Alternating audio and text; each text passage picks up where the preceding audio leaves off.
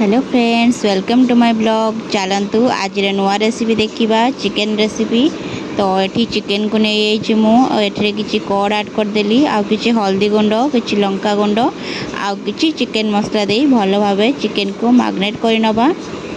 तो अधिका जिते अधिका समय आम चिकेन को मैग्नेट करवा तो चिकेन टेस्ट बहुत बढ़ीज फ्रेंड्स। तो देन एटी हजबैंड पियाज काटि नौ कारण आज रेसिपी मो हजबैंड ही बनइबे। तो चलते देखा से केमती कौन बनाऊँ।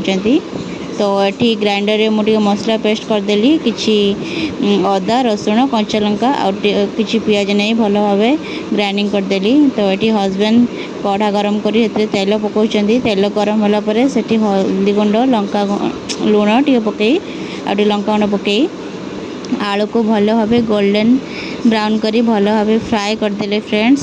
जदि आपण मैंने आलू भल पाती खायापी चिकेन सहित तो देन आलू ऐड करेंगे ना आप स्किप करेंगे।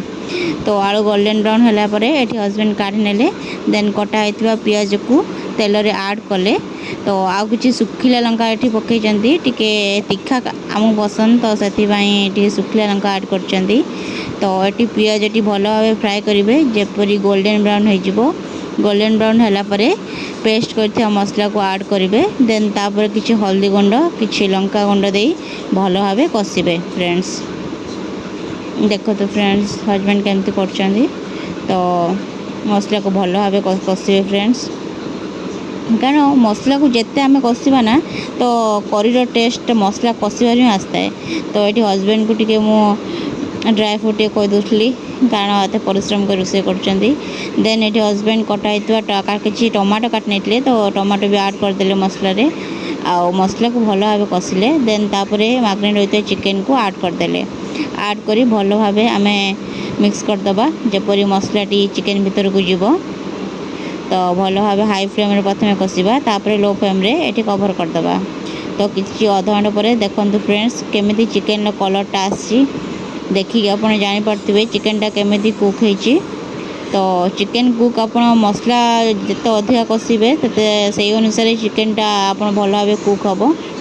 तो देखो फ्रेंड्स ये केमती चिकेनटा केमती लगुच आपने देखु। तो ये भल भाव आमर चिकेन कषि गला। देन यापर टिके आम वाटर पानी टिके देदबा टिके झोल पाई।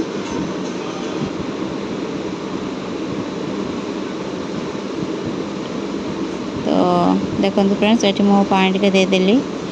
तो टे पानी फुटेला आमर चिकेन करी रेडी हो। तो फ्रेंड्स देखो ये आमर चिकेन करी रेडी हो गला। तो आपण मैंने मो प्रोसीजर फॉलो करूँ। जदि वीडियो भल लगी निश्चित लाइक शेयर सब्सक्राइब करेंगे। बाय बाय, जय जगन्नाथ।